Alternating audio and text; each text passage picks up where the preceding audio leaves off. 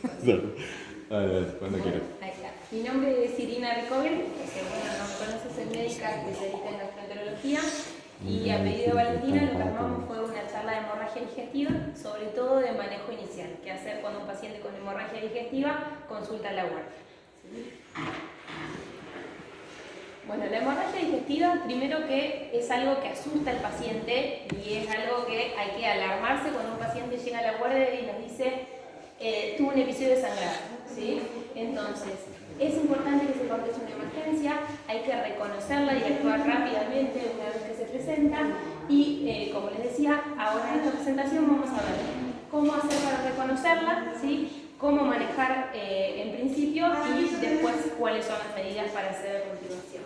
Es importante que trabajemos todos en conjunto, tanto los enfermeros que lo reciben, los médicos de guardia, los clínicos que lo van a ver en la sala, los terapistas en caso de que el paciente requiera terapia, los gastroenterólogos y muchas veces también necesitamos de los cirujanos.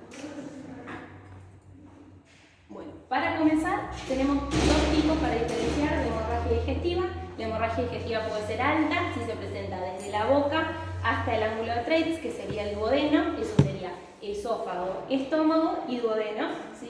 Dentro de la hemorragia digestiva alta puede ser de dos tipos, varicial, si es producida por varices del estómago o del esófago, que es el menos frecuente, y no varicial, que es la más frecuente, que son las úlceras pépticas, las gastritis, las duodenitis, las esofagitis, el síndrome de Mallory-Weiss, que eso es un desgarro del esófago que se produce en los pacientes que tienen muchos vómitos o vómitos forzados, y por supuesto siempre hay que tener en cuenta todos los tumores que recorran esas zonas, esófago, estómago o intestino delgado. Y puede ser baja si se presenta desde la válvula ileocecal, que es el inicio del intestino grueso del colon, hasta el recto, ¿sí?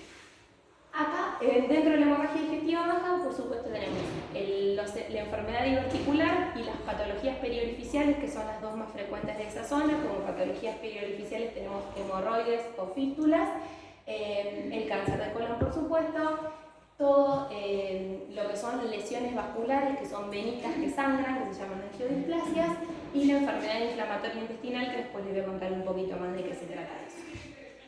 La alta y la baja son las más frecuentes que ustedes tienen que reconocer en un primer momento cuando el paciente llega a la guardia. Puede ser que no se encuentre ni una causa alta ni una baja, y es la hemorragia digestiva media, ¿sí? Que es la que se encuentra en el intestino delgado, pero esa hemorragia ya es para que por consultorio y después de que el paciente salga del momento agudo lo estudiemos. ¿Sí? Cosas que no sean varices, la más frecuente dentro de las que no son por varices es la úlcera, ¿sí? Como factores que pueden producir una úlcera están los analgésicos en primer nivel, las infecciones por Helicobacter pylori, que es una bacteria del estómago, anticoagulantes que no están ahí, y estrés. Y las varices esofágicas son, sobre todo en pacientes que tienen problemas hepáticos, pueden ser por alcohol o no, ¿sí? Acá está. Es la hemorragia gastrointestinal más frecuente, por lejos la hemorragia digestiva alta. La incidencia está entre 40 y 150 casos cada 100.000 habitantes. La mortalidad es bastante alta, del 5 al 13%, y el 85 al 90% autolimitan y solamente un 10 a un 15% continúan con sangrado. Entonces, que ustedes lleguen, compensen al paciente, que hagan un diagnóstico precoz, en general eso es lo que va a salvar al paciente mucho más que una endoscopia. Acá tenemos un cuadro. Esto fue un estudio que se hizo acá en Argentina, en el Hospital Durán, donde se estudiaron 15 pacientes que tenían hemorragia digestiva alta, y cuando se le hizo la endoscopia, la causa más frecuente fue la gastroduodenitis, ¿sí? No se le encontró ningún sangrado activo, ya los sangrados habían parado y era por una gastritis, digamos, ¿sí? Que había sangrado. En proporción que le seguía es la úlcera péptica. La úlcera péptica puede ser del duodeno del estómago, pero está descendiendo un montón la incidencia desde que están los inhibidores de bomba de protones como el omeprazol. La gente en general, cuando ya empieza con síntomas, suele tomar protectores gástricos, al igual que si toman anticoagulantes. Entonces disminuyó un montón la incidencia de la úlcera, pero sí las gastritis duodenitis también nos pueden dar hemorragia. Y como les decía, otras causas. En un gran porcentaje no se llega a ningún diagnóstico cuando se hace la endoscopia. Tenemos las varices o el Mallory-Weiss, que es en general después de un episodio de mucho vómito, se descarga el esófago y da un sangrado.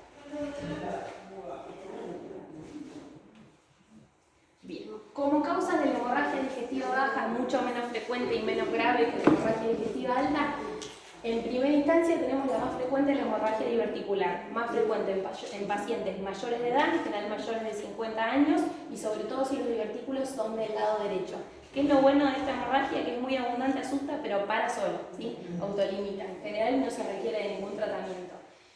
En segundo lugar, tenemos las patologías periorificiales, lo que son hemorroides, ¿sí? Y fisuras, sobre todo en pacientes constipados, después de los partos, ante esfuerzos para ir al baño. Y siempre tener en cuenta cáncer y, como les decía, las venitas, que son lo que se llaman angioplasia, son como venitas que se forman en el colon, sobre todo también en personas añosas y del lado derecho, ¿sí? Y la enfermedad inflamatoria es una patología, ¿sí?, poco frecuente, ¿sí?, que inflama el intestino y produce úlceras y erosiones que les da sangrar, ¿sí? No es una urgencia, no es una emergencia, pero los pacientes van a ver sangre y puede ser una de las causas que les esté dando el sangrado. Como les decía, la incidencia es menor, de 33 a 87 pacientes cada 100.000 habitantes, representa el 20 al 30% de todas las hemorragias, la mayoría frena sola y no requiere ningún tratamiento, pero siempre que un paciente nos dice que tiene una hemorragia baja, hay que estudiarle también la parte alta, porque un 15% de esos pacientes la causa de ese sangrado bajo fue alto, ¿sí? Recurre en un 25% y la mortalidad es mucho más baja, del 2 al 3%. Ahora vamos a lo importante. Llega el paciente a la guardia y le dice, tengo una hemorragia, ¿sí? ¿Qué les va a decir? O que vomitó sangre, ¿sí?, que eso se llama hematemesis, o que hizo caca negra, ¿sí?, que eso se llama melena. Y esas dos primeras causas son de un sangrado de arriba, ¿sí?, del tracto digestivo superior, de una hemorragia digestiva.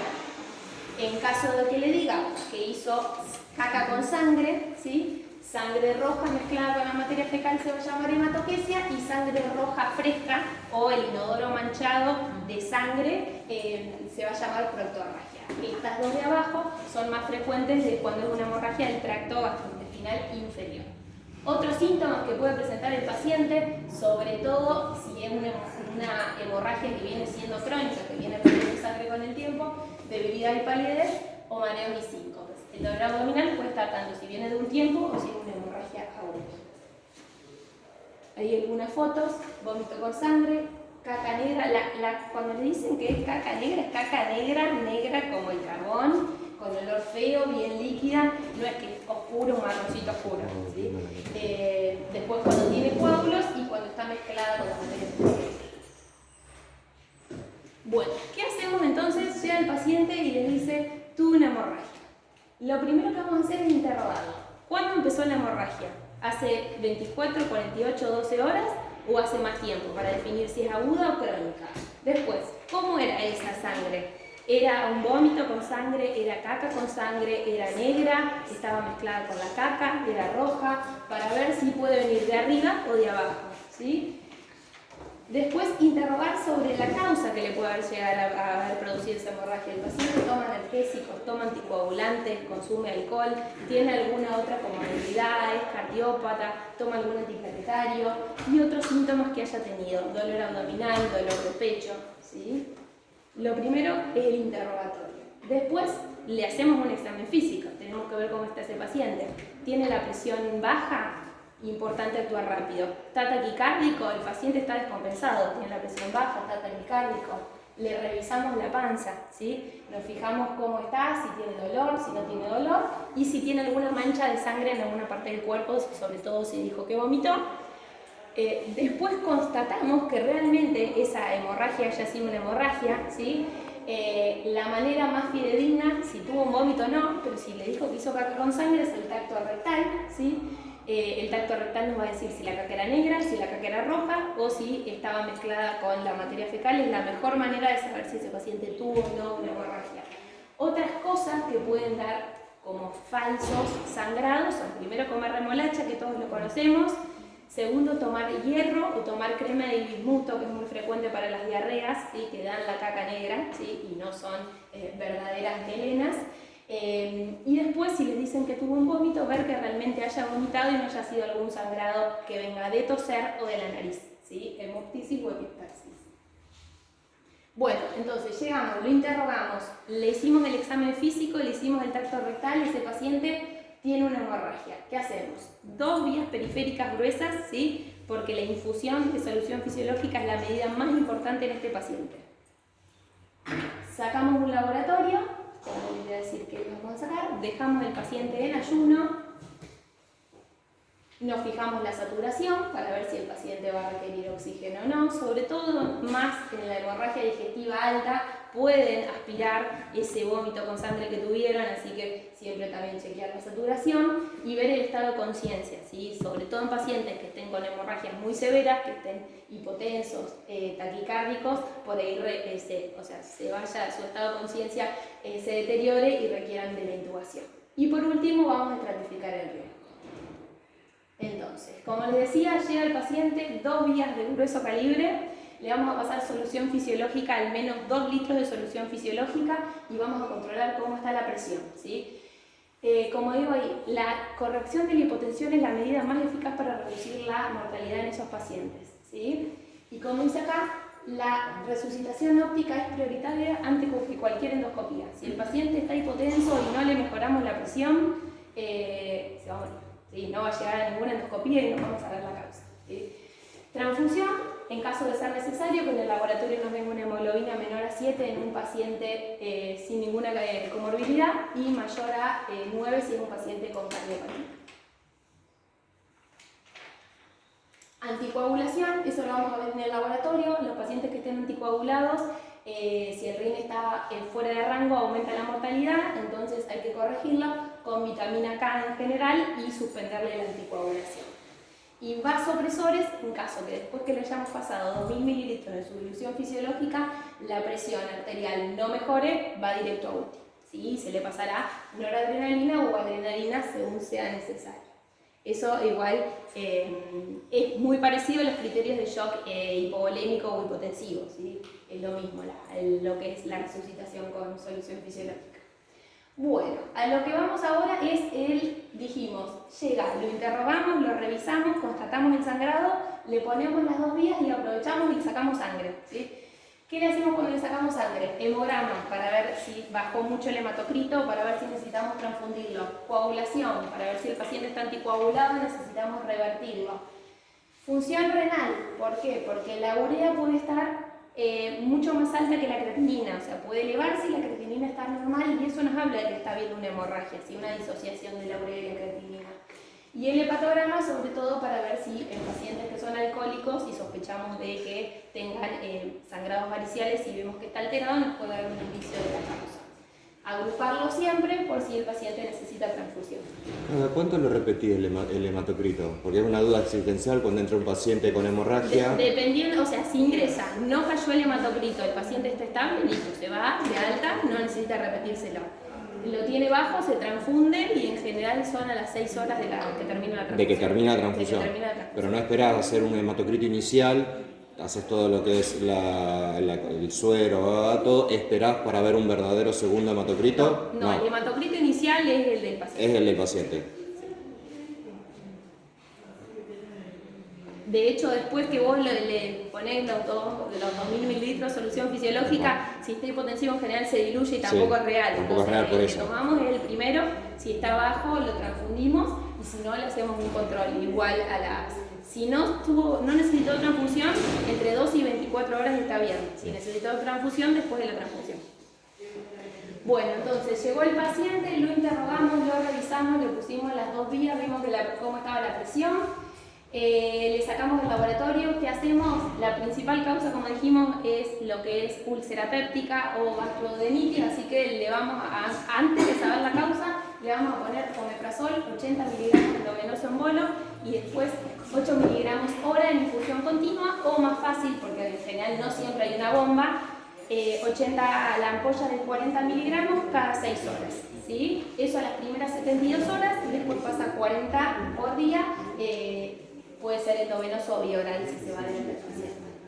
Octreotiro terriprosina sería solamente en caso de hemorragia varicial, que ahí me pueden llamar a mí porque decirle la dosis era un montón, pero es 2 ampollas endovenosa en bolo de terlipresina, ¿sí? Y después una ampolla cada 4 horas, pero se hace una vez confirmada la endoscopía, la terlipresina. El bolo se lo pueden pasar, pero hasta no tener, digamos, la endoscopía que diga que es una hemorragia varicial, no hace falta seguir infundiendo, porque la terlipresina es una droga que es muy buena para parar el sangrado, pero es muy vasoconstrictora y en los pacientes con problemas cardiovasculares les puede producir angor, infarto, entonces no es tan inocua como el omeprazol, ¿sí? La sonda nasogástrica que estaba antes en la parte de constatar el sangrado, que ahí me lo salteé, no siempre utilizarla, ¿sí? De hecho a veces podemos producirle un mal mayor al paciente, no hace falta ponerle la sonda para ver si está sangrando, solamente en caso de que tenga vómitos que no paren y necesitemos como lavarle el estómago o descomprimirle el estómago para que no se aspire, pero no es necesaria para ni constatar ni para hacer diagnóstico. Y lo preparamos para la endoscopía en ayuno. Ahora viene la parte de ver qué riesgo tiene el paciente, ¿sí? ¿Para qué necesitamos saber el riesgo? Para ver cuándo le hacemos la endoscopía. ¿Se la hacemos ahora? ¿Se la hacemos cuando está internado? ¿Se la hacemos al alta? ¿Lo dejamos internado? ¿Tiene posibilidad de volver a sangrar? Entonces tenemos para la endoscopía digestiva alta, y me quedó mal, ADS, HDA. Tenemos 2 escalas que son las de Blackford y las de Rockall. No hay que sabérselas de memoria, inclusive yo no me las sé, yo siempre voy a chequear el cuadrito, pero tienen en cuenta algunos parámetros que son los que estuvimos charlando y uno no necesita ir a la escala, ya más o menos según cómo le vayan dando los parámetros va a ir guiándose, pero quiero que lo sepan. Y para la hemorragia digestiva baja existe la escala de Hoffman. Factores que nos dicen que el paciente no anda bien: que esté inestable, taquicárdico, hipotenso, desaturando, que tenga un sangrado que no pare, ¿sí? Que tenga una edad avanzada, que tenga cardiopatías, comorbilidades, que haya requerido transfusiones y que utilice habitualmente anticoagulantes o antiplaquetarios que no se pueden suspender. Bueno, esta es la clasificación más clásica, no es de ninguna de esas 2 escalas, es por el grado de volemia que perdió el paciente, se divide en grado 1, 2, 3 y 4, leve, moderada, grave y extrasanguinante, se calcula con la pérdida de la volemia, ¿sí? Vemos la volemia inicial, si sabemos más o menos cuánto manejaba un paciente y cuál es la volemia que tenemos al ingreso, tenemos del 15% leve, 15 a 30 moderada, grave del 30 a 40 y exsanguinante mayor de 40, ¿sí? Que es una hemorragia masiva. Bueno, acá como les decía, no hace falta que se sepa ninguna de estas escalas, esta la de Blackford es para la hemorragia digestiva alta. Tiene en cuenta parámetros que nosotros vamos a tener del examen físico y del análisis de sangre. Del examen físico dijimos que le íbamos a tomar la presión y que le íbamos a tomar el pulso, ¿sí? En base a esto vamos a ir sumando puntos y lo mismo con la urea y la hemoglobina, ¿sí? Esos son los parámetros que tienen en cuenta, además la melena, el síncope y si tiene alguna otra enfermedad cardíaca.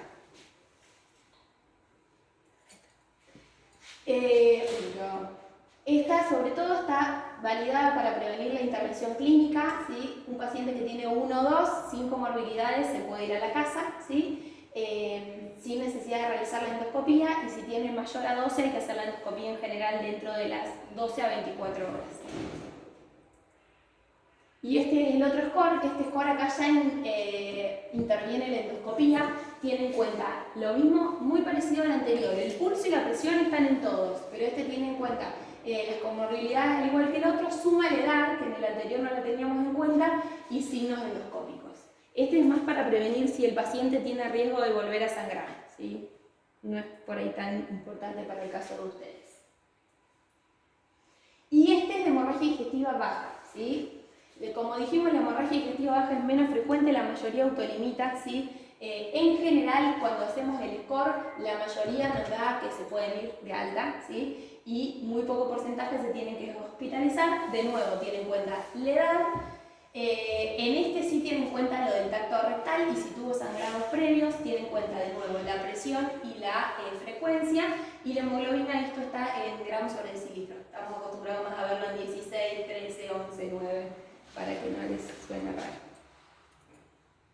Bien, y ahora llegamos a la endoscopía y la colonoscopía. Entonces, llegó el paciente, interrogamos, revisamos, constatamos que tenían un sangrado, agarramos y le pusimos la las 2 vías, le sacamos el laboratorio, vimos que el paciente está sangrando, ¿sí? Y ahí con eso vamos a definir. Le tomamos todos los signos vitales que están estables, no le bajó el hematocrito, el sangrado frenó o fue una sola vez, listo, se puede ir a casa con turno con el gastroenterólogo.